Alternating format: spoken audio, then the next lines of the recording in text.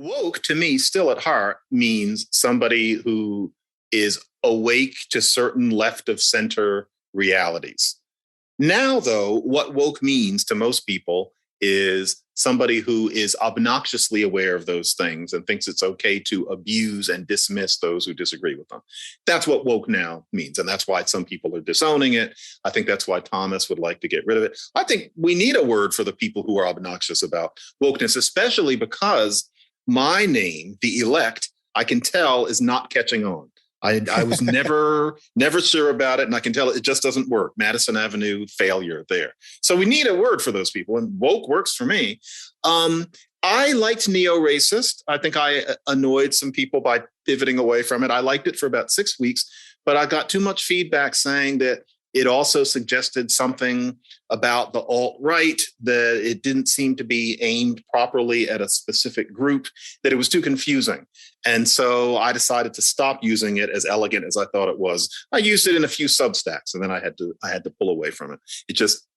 It muddied the waters too much. But yeah, I would like there to be a word for woke circa 2015.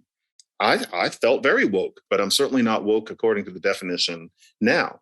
Politically correct, 1983. I hate to say I'm old enough to remember. You could say politically correct, and it was barely a joke.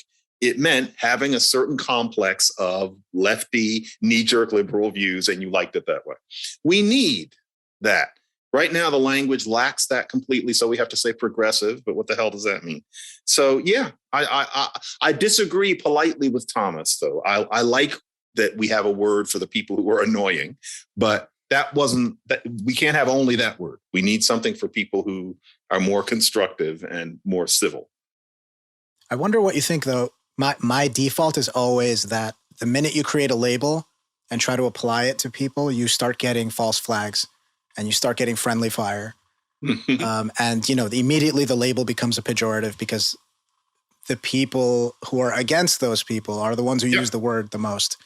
And so I wonder if we should just get off the treadmill completely and just focus on the specific behavior itself or the specific ideas.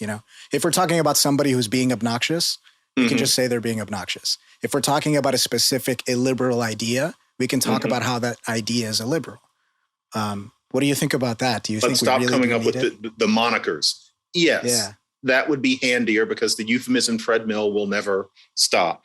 I would find it interesting, and this gets into Orwellian territory, but still, I would find it interesting if we had to, for say a month, just say what we mean without any misleading terms. And it wouldn't be perfect, but explaining what your political view of the world is, how you think things should go, without saying systemic racism, but something more specific that would give us more to work with than something that abstract. No racial preferences. Say changing standards of grades and test scores in order to ensure a certain number of Black and Latino people getting in. It will be a windy month, but still to say that as opposed to the euphemisms, that will never happen. But yeah, we don't have to have the monikers. And yeah, they're always going to dirty up. And I think it's becoming clear.